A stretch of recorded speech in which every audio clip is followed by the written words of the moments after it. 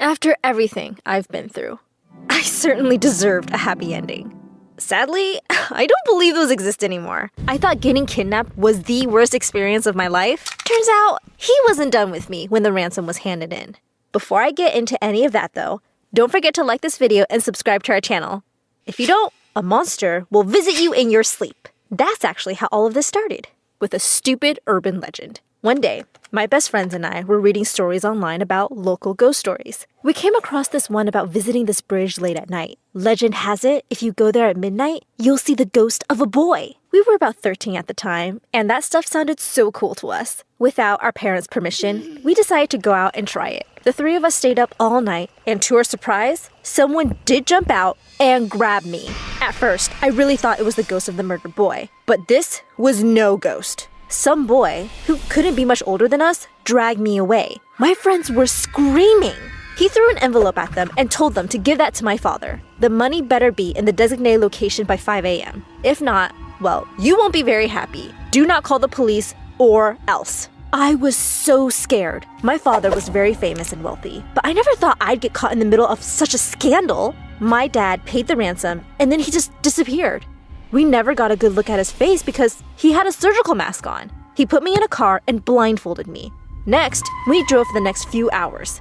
The kidnapper kept apologizing. It was so weird. Was this guy stable? So many questions flew through my mind. How scary would it be if my dad didn't answer my friend's knock at the door? What would he do if the cops were called? Lucky for me, those were questions I never had to answer. At one point, my kidnapper stopped the car and told me to brace myself. I didn't know what that meant exactly, but before I had time to think, he pushed me.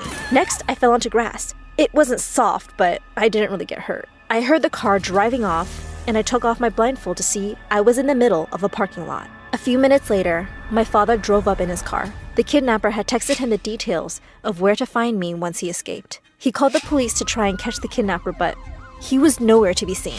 Everything was dark when he kidnapped me, and he was wearing a surgical mask, so I never got a good look at his face. Plus, I was blindfolded most of the time. The only thing I could remember was his deep voice. I was so scared. I didn't leave the house for weeks. I went to therapy for a long time and even had to redo the whole school year. I could not stand the dark anymore. I never left the house at night at all. I constantly thought I saw him around all the time. At first, I thought I had my trauma under control, but it became apparent it was consuming me.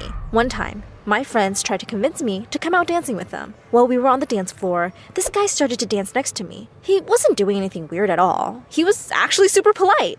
I felt bad, but I was just so uncomfortable. He tried to whisper something in my ear, and he got so close to me. I don't know what came over me, but I just saw my kidnapper in the surgical mask. I punched him right in the face, and everyone stared at me. The guy was my friend's cousin, so she was super angry at me for giving him a black eye. After that, she stopped inviting me out anywhere. She ignored all my calls and apologies. Finally, I got a call from another friend who felt bad leaving me out in the cold. I was so relieved when I saw the call from her, but it only made me feel even worse. She told me that I was out of the friend group until I could act normal. I asked what that was supposed to mean. She told me I was being crazy. They had all been gossiping about me and said I spent too many years grieving kidnapping. It was just a few hours in a stranger's car, Mandy, she said. It's not like you died or anything. Having someone call out your insecurities like that? She was right in a way. I felt so guilty for acting the way that I did. I found it very difficult to be around guys since the incident. See, I went to an all-girls private school and had virtually no contact with any guys at all, except my father. In fact, I barely saw anyone at all except for my friends. Without them, I was afraid I'd fall into an even darker space. I begged them to hang out with me again, but she said they weren't so sure. We were adults, and at 19, and almost all of my friends had boyfriends. If I couldn't hang out with guys without having a freak out, they wanted nothing to do with me. You can come back in our group on one condition, she told me. Prove to us that you can be around a guy. Her solution was that I needed to find a boyfriend. This would be better for everyone as I would stop fifth-wheeling and ensure I could stay behaved. I agreed because I was desperate. But how was I even supposed to do that? Even if I didn't actively avoid boys, there were none at school or anything. My closest chance of meeting a guy would be approaching someone in the supermarket. Now, my standards are pretty low, being my selection is limited to a grocery store, but one day, when I was out shopping, I saw this super hot guy. Like, I am talking model-worthy. He was tall and built. He looked like a boy band member. I kind of stalked him for a while, following him aisle to aisle and peeking at him from behind shelves. Part of me wanted to run up to him and steal a kiss. The other was a little petrified. I awkwardly watched him from afar, weighing my options out. I looked around the store and saw the other eligible bachelors. I decided there was no way I was letting such a hottie go. I was going to ask him out myself. I approached him and let him know that I was quite interested in getting to know him a little better. He looked at me and quickly looked away, very flustered. He ran out of the store. I thought it was kind of attractive. Maybe he was just as nervous as I was to talk to a girl. I chased after him and yelled at him to wait. I followed him up to the car, explaining that I didn't mean to scare him off. I'm sorry, I need to go. You! I exclaimed in a panic. That voice! The way he apologized, I was immediately flashed back to the kidnapping that had ruined my social life. It was him! I can never forget that voice. He left everything in his car and pushed it away from him and moved towards me. I now know where my internal fears were coming from. As the attractive boy came at me, I met his eyes. Without the surgical mask, it was difficult to recognize him. But now that I heard his voice apologize, I knew this was him. I quickly turned to run away, but he grabbed my arm. Before I got the chance to scream or anything, he pushed me into his car. Next, he leaned in and told me I had to be quiet or else, and hand over my phone. I did what he said. He popped my phone in his pocket and got in the driver's seat. Next, we were driving somewhere. I was so scared of what he could do to me, so I just sat very still in the passenger seat and looked forward. We didn't say a word until he stopped at this shack in the middle of nowhere. My mind was racing. I was again just a 13-year-old waiting for her dad to pay the ransom. I was shaking. It was like my deepest nightmare. When we went inside, it didn't look like the torture chamber I was imagining. There were no knives hanging from the ceiling or a woman tied in a corner. Instead, it looked like he lived here. He instructed me to sit on the sofa, and I followed his orders. I heard a loud pop and quickly closed my eyes and covered my head. "Don't hurt me!" I yelled. "What?" he asked, looking confused. "Look, I'm not going to hurt you. I just can't have you going to the cops." I asked what he planned on doing to me then. Holding me hostage? Killing me? He looked even more shocked and put his hands up.